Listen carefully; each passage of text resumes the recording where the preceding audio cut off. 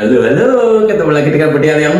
Pada kesempatan kali ini, karena saya tidak mau rekan-rekan dari Sabang sampai Merauke mengalami musibah kebakaran, makanya pada kesempatan kali ini saya mau berbagi 3 penyebab kebakaran. Nah, pengen tahu seperti apa?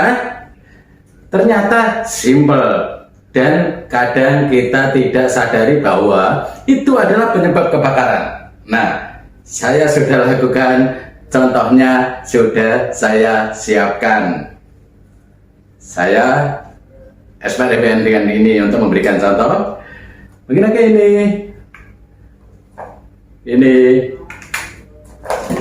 dan alat ini untuk membuktikan atau memberi gambaran ke rekan-rekan semua agar tidak terjadi kebakaran.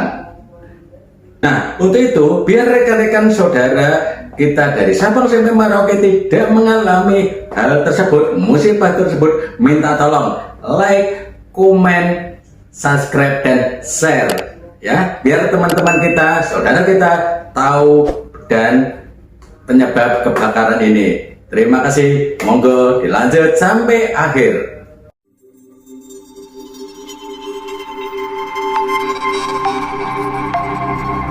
Kebakaran sering terjadi di lingkungan kita, yaitu terutama yang di perkampungan-perkampungan, artinya yang padat penduduk. Nah, pada kesempatan kali ini saya tidak berharap, saya coba mengingatkan ke rekan-rekan. Sebenarnya rekan-rekan semua itu sudah tahu, sama pada kali ini saya hanya coba mengingatkan kembali tentang 3 penyebab kebakaran, terutama yang terjadi di rumah atau di perkampungan. Nah, salah satu konslet listrik. Ini yang banyak terjadi atau banyak yang dilakukan atau banyak yang diberitakan.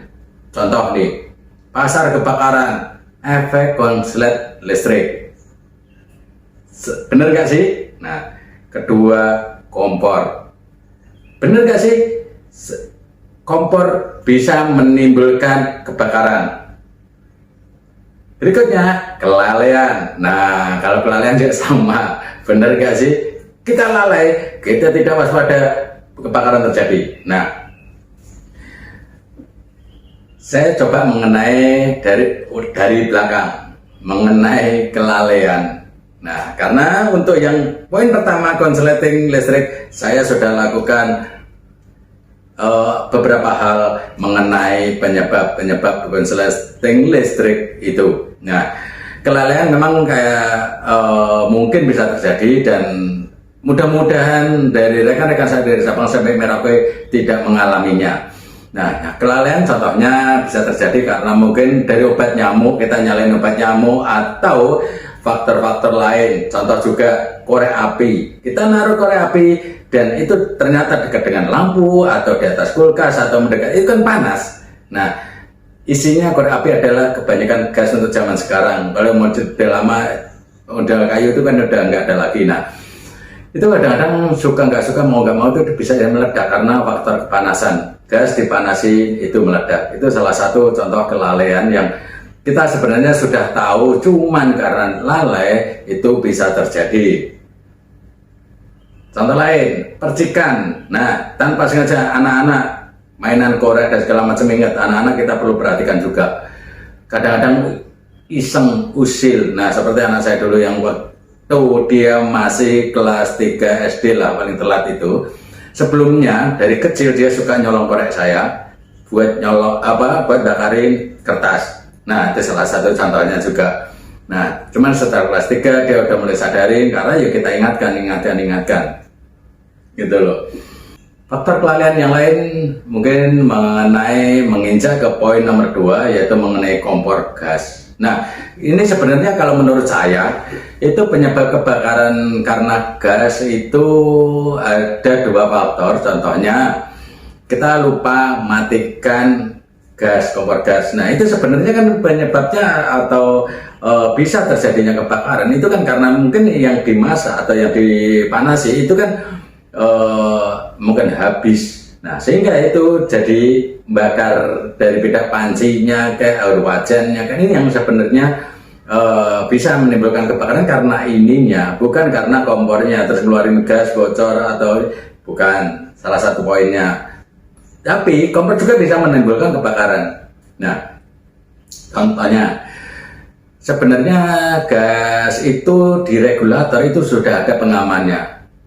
Dimana kalau itu selang itu ngeluarin gas, tapi apa ya artinya langsung kebakar sih nggak begitu bermasalah. Yang jadi permasalahan yang lebih serius menurut saya adalah di saat ada kebocoran, di saat kompor itu mati. Nah itu kan saya orang Jawa, mulet atau gas itu ngumpul di salah satu ruangan di dapur. Nah penyebabnya sebenarnya bukan kompornya yang nipel ke api. Nah ini sebagai teman-teman minta tolong diingat juga, kalau terjadi bau yang aneh atau mencium bau gas di suatu dapur, nah saat kita menghidupkan listrik itu terjadi percikan. Nah penyebab kebakaran sebenarnya itu nyambar ke listrik, baru nyebar ke seluruh ruangan sehingga gas itu meledak dan lain-lain. Menurut saya begitu. Minta tolong diperhatikan. Ingat, saat ada bau gas jangan nyalakan api ataupun nyalakan listrik. Kalau bisa matikan semua listriknya dulu. Habis itu ruangan itu dikipasi sampai benar-benar nggak ada kecium bau gas. Di samping itu juga kompor sendiri memang juga bisa menyebabkan kebakaran. Nah hal itu ingat, kita pakai regulatornya yang standar. Sebelum tabung ada regulator baru ke selang. Nah ini coba minta tolong gunakanlah yang standar, karena ini di regulator itu juga ada pengamannya, dimana dia tujuannya adalah di kepala tabung gas itu kan ada tonjolan tuh yang mesti ditekan. Nah kadang-kadang ini kalau yang nggak bagus itu kan akan ganjel, ini jadi tetap kebuka terus gitu loh. Sebenarnya tomolan ini juga ada sudah disinkronkan dengan kepala regulator itu, dimana jika terjadi kebocoran atau terjadinya api ini otomatis akan nutup. Jangan panik kalau terjadi kebakaran.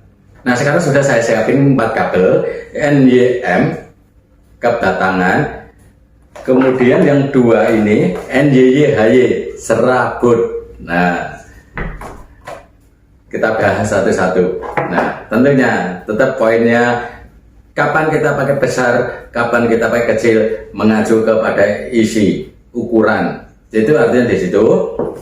Nah tapi lebih penting ya, poinnya satu, yang pertama adalah saya lebih menyarankan menggunakan kabel yang isi 3. Nah ini berfungsinya adalah main plus ground. Nah kenapa harus pakai ground? Nah kadang-kadang kita sering menyentuh alat elektronik, contoh kulkas, komputer, itu kadang-kadang kita sentuh sedikit itu kayak nyetrum. Nah banyak orang takut juga. Nah itu gara-gara ini sebenarnya. Nah pertanyaannya lain, banyak orang juga memikirkan isi 3 kan lebih mahal dan segala macam. Ya iya, memang iya benar. Tapi kan dari segi umur dan lain-lain juga akan berpengaruh juga. Nah dari keselamatan juga, ini juga bisa menimbulkan kebakaran juga kalau ukurannya nggak tepat. Nah contohnya yaitu tadi mengenai kalau satu misal kulkas aplikasi kabel kecil, efeknya akan panas.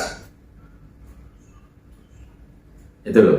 Nah begitu panas, ini kedua kabel ini akan gabung sebenarnya. Bukan konslet itu bukan karena ini sambungan ujung-ujungnya nyambung, itu bukan, tapi karena ini meleleh. Nah ini kan nempel. Nah saat leleh berdekatan begini, inilah yang menyebabkan konslet dan menyebabkan terjadinya kebakaran. Untuk yang yang isi 2 ini juga sebenarnya ya secara logikanya adalah begini. Ini diciptakan atau diproduksi pabrik juga ada fungsinya, iya.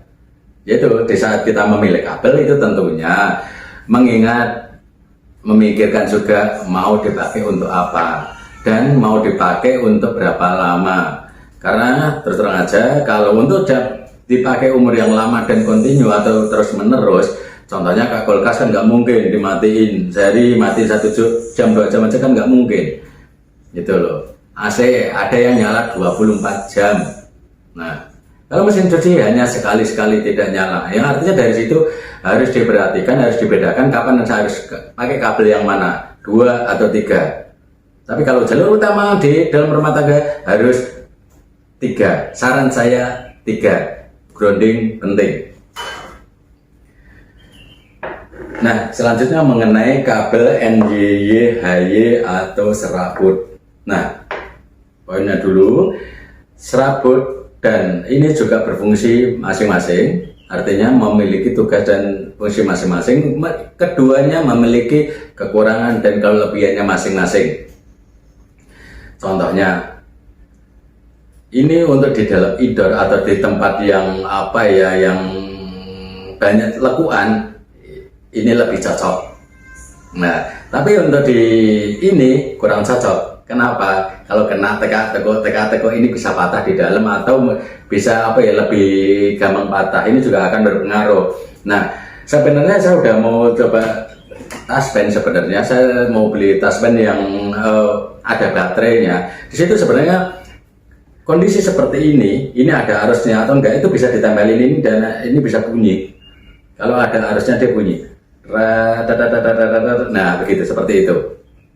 Gitu loh. Saya cuma mau beli, cuman belum dapat. Gitu loh. Akhirnya seadanya yang ini ya sudahlah. Tapi ini juga bisa hanya untuk mengukur di dalam. Tapi yang ada satu, yang dia pakai baterai ini nempelnya di luar, nggak perlu kita ngubah kabel, dan itu sebenarnya lebih aman. Gitu loh. Cuman karena di kebiasaan sehari-hari saya juga sudah, karena udah istilahnya kalau instalasi listrik itu kan kurang lebih sudah apal ya, sudahlah seadanya saja. Ini juga jarang sekali saya pakai sih, biasanya karena yaitu saya jalur rumah saya sendiri pun sudah saya standarkan dari awal gitu loh. Jadi saya kurang lebih tahu aman, yang ini, dan sudah saya bagi, jadi gampang. Kalau saya malas atau saya ini turunin MCB-nya yang jalur yang kita mau perbaiki, itu aja sudah aman. Jadi tanpa taspen sebenarnya aman. Ini dipakai untuk cadangan saja. Nah, ini kabel 2. Nah, ini sebenarnya untuk di listrik. Sering kali saya melihat di kehidupan sehari-hari, bahkan saya kadang juga pakai juga sih, walaupun ini dalam kondisi kepepet aja sebenarnya, atau boleh tapi wattnya kecil, powernya yang kecil-kecil boleh, hanya lampu kecil. Kalau lampu besar merkuri atau lampu-lampu emergency itu ya, sekarang kan kadang-kadang beberapa rumah tangga itu kan memiliki lampu yang memiliki power yang besar. Nah, itu jangan. Saya tidak merekomendasikan ini karena yaitu bahayanya. Atau apalagi kita mikirnya hanya apalagi toko yang kita beli dia nggak menanyakan mau dipakai buat apa. Nah, ini cukup resiko sekali. Karena ya lagi ujung-ujungnya adalah isinya seberapa besar. Karena saya melihat banyak isi serabutnya hanya sedikit sekali. Contohnya, yang lebih jelas ini. Nah, ini serabutnya kan isinya banyak sekali. Nah, artinya contohnya suatu misal ini yang kita beli itu hanya isinya sedikit. Pertanyaannya simpel, hampir sama seperti lidi, sapu lidi. Kalau isinya banyak, mau diteko susah sekali. Sama dengan ini sama. Nah, semakin sedikit isinya, kemungkinan putusnya lebih besar. Nah, kadang-kadang kita kelihatannya kabel itu masih bagus, tapi arusnya nggak nyampe. Nah, ini juga sama. Ini akan merugikan kita juga sih. Kadang-kadang satu misal, ini pompa kenapa nggak nyala ya? Nah, contoh, belum tentu pompanya rusak. Bisa jadi ini putus di dalam, orang nyebutnya. Nah, putusnya ini nggak kelihatan. Sebenarnya bukan putus itu bukan. Tapi yang nempel itu hanya sebagian. Nah, kalau kabelnya pendek, itu masih nggak masalah atau masih bisa nyala full. Tapi kalau jaraknya cukup jauh, pasti dia akan mati. Karena yaitu panas. Itu yang dikatakan yang tadi, yang harus belinya taspennya pakai yang itu akan ketahuan tuh. Kalau putusnya di mana itu akan ketahuan. Jadi kalau terjadi suatu misal kita mengganti kabel atau menemui kasus seperti itu, gampang ngurutnya. Kalau pakai ini nggak bisa, gimana mau yang putus yang mana karena kita tidak tahu. Mendingan beli taspen itu harganya sekitar 60.000 atau 35.000 lah harganya. Tapi manfaatnya cukup besar sekali. Nah, tinggi kabelnya. Nah, ini udah nempel. Sebentar. Nah, nyentuh kabel. Berapa ini? Jarak 1 cm. Kabel ini berasal dari kabel ini yang serabut banyak ini. Nah, ini tak kupas jadi tak ambil hanya satu helainya saja. Terus saya sambung ke sini. Nah, kalau ini semua gabung jadi satu, nah dipegang ya sakit sekali. Ini hanya satu aja terasa, tapi masih oke lah. Nah, masih oke. Cobain Mas, nyalain Mas. Ini masih oke nih. No, masih berani lah, saya masih berani. Nah, itu nyala tuh, masih berani lah. Masih berani. Kecil, masih kecil sekali. Tapi kalau banyak ini saya nggak mau nyobain. Isinya banyak ini saya nggak mau nyobain. Yang pasti efeknya cukup kelihatan jelas sekali kalau ini sekarang posisinya mendapat beban motor itu. Nah, itu nyala sama kulkas itu colokan ya Mas. Ada range ini Mas. Nah, itu. Satu ke kulkas, satu ke motor. Kalau yang ininya ini langsung. Nah, ini langsung ke sini. Ini saya sambungin ke sini. Nah, ini masih oke. Tadi kalau ditambahin gerinda itu, ini akan langsung melembek. Nah, karena beban akan melembek atau menurun ke bawah. Coba lagi, ulangi sekali lagi. Nih, perhatikan nih. Perhatikan di bawah biar gak kena ini. Langsung turun ke bawah. Nah, langsung nempel.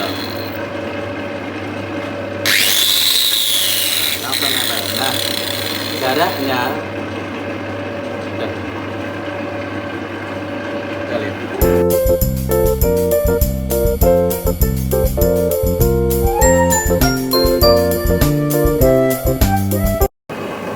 Itu udah.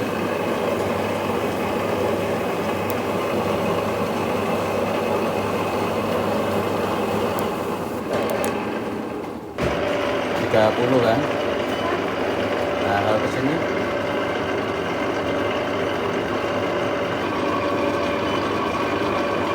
(0,4) 30,4 tadi. Nah, 30,4 sekarang.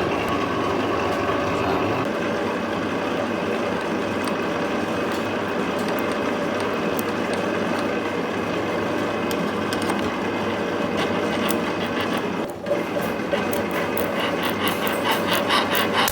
Gitu loh, contohnya begitu. Nah, saya minta tolong juga kalau dibeli kabel jangan lupa perhatikan ukuran dan lain-lain. Jangan tergiur barang murah karena cukup besar resikonya dan bahaya sekali. Nah, ada pertanyaan lain sebenarnya di setiap rumah itu. Kalau secara apa namanya ya di rumah tangga rata-rata sekarang ini sudah menggunakan namanya MCB. Itu dari meteran listrik. Di meteran pun ada bahwa meteran atau misalnya ini meteran ini ya, ini bagian bawahnya sini itu ada MCB. Nah, MCB itu bisa turun atau bisa mati, listrik itu bisa mati kalau terjadi hal-hal yang tidak diinginkan. Contohnya kelebihan beban, dia bisa turun juga. Konsleting juga dia akan turun. Seharusnya itu bisa turun. Nah, pertanyaan lain adalah kenapa kalau terjadi konslet atau terjadi kebakaran rumah itu kenapa MCB-nya nggak turun? Nah, lagi-lagi kabel berpengaruh. Nah, MCB paling kecil rata-rata yang dipasang di rumah tangga sekarang ini saya coba cek yang 2 ampere sudah jarang. Rata-rata sudah 4 paling kecil. Artinya 4 ampere. 4 kali 2 20 volt 800 sekian. Ya bener 4 kali 2 volt 800 sekian. Nah, pertanyaannya adalah kabelnya kalau kecil kita bicara sudah kebakar duluan, belum sampai ke meteran, nggak mengefek membebani meteran dia sehingga dia nggak turun. Nah, kalau kabelnya besar otomatis dia ini pengantarannya menginformasikan ke meterannya atau ke MCB-nya itu lebih cepat. Nah, satu bisa kabel ini kalau sedikit aja, nggak usah antara body begini aja, strike pasti jebret. Itu loh. Nah, yaitu lagi makanya dalam pemilihan kabel penting. Saya rasa cukup ya untuk hari ini mengenai 3 tipe penyebab kebakaran yang sering terjadi. Nah, sampai ketemu di video selanjutnya. Terima kasih, sampai ketemu lagi.